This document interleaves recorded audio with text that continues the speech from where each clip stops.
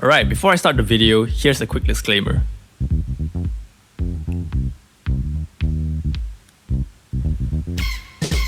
Hey, didn't see you there. How have you been?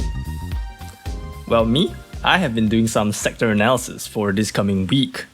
And today's video, I'm going to break down to you what are the major markets, what are they doing, what are the sectors that I'm looking to play, as well as any major economic news that's coming out for this coming week.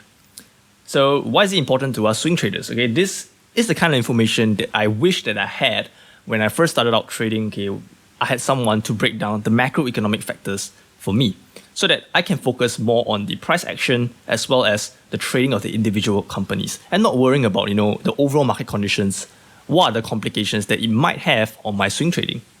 And that's what I'm trying to do today. Break down these markets for you in a quick and simple fashion so that you are able to get the information that you need and swing trade with ease and confidence. So without further ado, let's jump straight into the video. So let's first look at the overall markets for this coming week.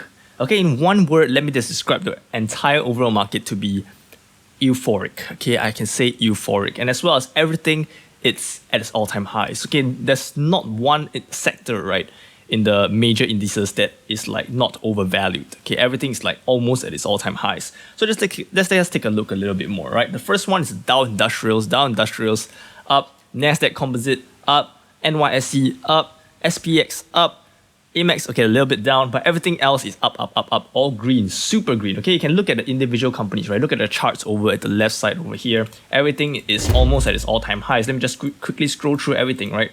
Almost at its all-time highs. And what does this mean? Okay, that means a pullback is more likely than not to be coming soon. Okay, and the funny thing is, a lot of people expected there will be a sell-off, majorly sell-off, okay, at Friday, right? On Friday, where it's normally a take profit session where people want to close out their positions before the weekends. But however, what we see is actually a increase in volume and increase in buying, okay, and it just pushed it all the way to its all-time highs. Okay, and this is what get us a little bit more worrying, and we have to be a little bit more cautious about trading into the next week of April. So, looking at the major indices as well, again, okay, SPX, okay, mid caps up, small caps up, everything is up. Everything is up, okay, but the only thing or the only salvation or one that I see there's a little bit more potential is actually the S&P 600 small caps. Okay, you can see that it's holding above the 20 moving average and it's kind of consolidating near this area with some room to go to its all-time highs. So again, the small caps are the one I think value still has some potential to run to the further upside, whereas everything else I'll be a little bit more, look at this little straight line, a little bit more cautious. So everything else kind of high. Okay, as SPX large caps, a little bit cautious, gotta be a little bit cautious. Mid caps also at all-time highs, I wouldn't play that as much. Small caps, I'll be focusing more on the small caps, definitely for my swing trades in this coming week. And that's one. Alright, now let's look down at the sectors. Okay, the SPDR sector analysis. First one, okay, consumer discretionary, all-time highs. Okay, one scroll through staples, all-time highs. XLE, energy, decent, not that bad. Financials, all-time highs. Healthcare, a lot of biotech companies. I normally don't really play the healthcare sector, but that's just my personal preference. But yeah, all-time highs as well. Industrials, all-time highs. Basic materials, we called this out last week. We want to play basic materials like steel and everything. We got a massive pop. We got a lot of profits of that. So good job. I didn't expect it to rally up so high. Okay, it even gapped up higher above the $82 line. Okay, so basic materials overextended. Okay, technology. Okay, also trading way above. Okay, this 20 moving average over here. And what does this look quite similar to? Can you look at this? You look at this, a little bit similar. Does it look a bit similar? Look at this area I'm pointing at. This little, space over here where it's trading way above, okay? And it's been red day, green day, red day, green day, red day, green day. Like here, red day, green day, red day, green day, red day, green day. Oh, then bam, down, okay? So very, very, very cautious. You gotta be really cautious here for it to retrace back to take a breather, which is very, very normal because after all, when you breathe in, you gotta breathe out. Okay, you gotta breathe out. The market's gotta take a breather and it's probably gonna retrace back to maybe the 140 line, and you have to be careful when you want to play the technology sector, even though it has already pulled back a little bit on Friday, just a little bit.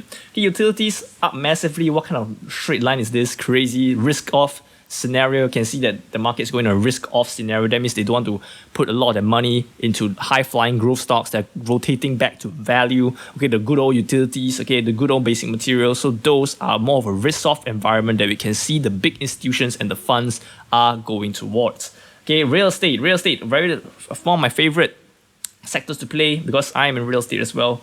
I was doing real estate as well. So real estate, interesting. Okay, all-time highs as well. Okay, communications. This is the one that I felt that there's a little bit more room that we might be able to play. This is the only sector of the everything else over here, right? In terms of the sector SPDRs, I feel that there's a little bit more room for it to go because right now I can see that it's consolidating in this falling wedge pattern. Okay, around here, which might suggest a consolidation for a move, next move upwards, just like here. You can see again down, down, down, down, down, down, down, down, down, up again. So how long does it consolidate? Not sure, but however, you can be safe that it's going to consolidate around this region over here with a very good risk to reward compared to other sectors. So again, what I'm going to look for the trade at is actually the XLC, which is the communication sector. All right, so let me just break down again. The first one I'm going to look at is the trade for that has a little bit more room to grow. I will personally focus on the small caps, which is under $2 billion, okay, or $1 billion to $3 billion. Okay, anything below $1 billion, okay, that's going to the penny stock category. So that is a that unless your specialty and it's your specialty and you know how to manage your risk very, very well, position size very, very well. Okay, otherwise I do not recommend beginners to touch the penny stock section yet. Please, okay, please don't do that. Okay, you will get yourself burned very badly because some of them are actually pump and dump, and it's not those kind of illegal pump and dump. It's people are very, very itchy and they like to jump in and out of those kind of companies very, very fast. So sometimes if you're not attentive, you might get dumped on, okay, by the overall markets where because one stop loss leads to another stop loss and just triggers a bunch of stop losses and your loss can be massive, 40%, 50% kind. So if you're not willing to stomach those kind or you're not nifty enough to manage those kind of markets, stay away from the under $1 billion market cap companies, okay? So focus maybe on the $1 billion to $3 billion company if you're a bit more, riskier, you're able to manage your position size a little bit better, but not towards the extent of penny stocks, then you might want to look at the $1 billion to $3 billion market cap range for this coming week. Okay, that's where I see the opportunities at. Second one, I want to look at the communication sector, which I can see consolidation as well as more potential for the upside. Okay, that's one. All right, last, okay, I'm just going to look through generally what's the overall other markets we're going to look at. Okay, look at industry indexes, airlines, okay, down, okay, banks, down. Okay, broker dealers, blah, blah, blah, blah. All of them is like, drugs up. Okay, so on industry itself, right? Industry, we can see that I like to look at XRT. Retailers have a little bit more room to run. You can see that it actually follows this 20 moving average very closely, super closely, except for a few current times where it just jerks up to the upside and just dumps, jerks up then dumps. But otherwise, most of the time it kind of follows quite closely. So again, if you want to play XRT where now it's a risk-off environment, people are rotating back to the retailers, rotating back to the good old stores, then you might want to play, the XRT or retail companies, right, for a decent profit. I won't say a huge profit, but it's a slow climb towards the upside, which actually is pretty good depending on the situation you're in, which is right now everything's like overvalued, right? Everything's at all-time highs, right? So good small profit might be better than no profit or a loss. So retailers, you might want to look at that as well. Okay, semiconductor, looking at a falling wedge pattern. Semiconductor companies also might be a potential one for you to play. But against semis technology companies, right? They're under technology, so technology is also in a dangerous situation. So you really have to pick the best of the best companies that are not overvalued. Again, and overvalued I mean by companies that are over 10 price to earnings ratio, 10 price to sales ratio. Those are ridiculous, like 100, 200 price to earnings ratio. Those companies are the one you have to be very, very wary about. Or those companies that don't have any earnings. Okay, so you might want to cut some positions, okay, move it over to some other value plays that you might think is good to hedge your portfolio. Alright, and that's it for today's video, everyone. Okay, I hope everyone learned something out of this. Okay, quick recap will be I'm going to focus on the small caps. I'm going to focus on the communication sector.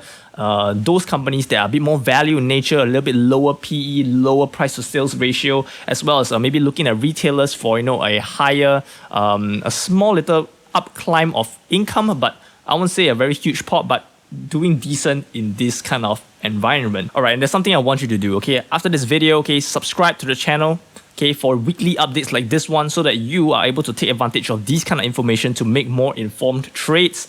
And as well as, after that, watch out for my top 3 swing trade stocks video for Sunday, which I release every Sunday for my top 3 swing trade stocks video for the week, which I take advantage of the information that I have from today, as well as combine it with my own technical analysis, which I think might have some use for you. Okay, so I'm just gonna go and relax a little bit more, and I shall see you again in the next video. Stock stayed out.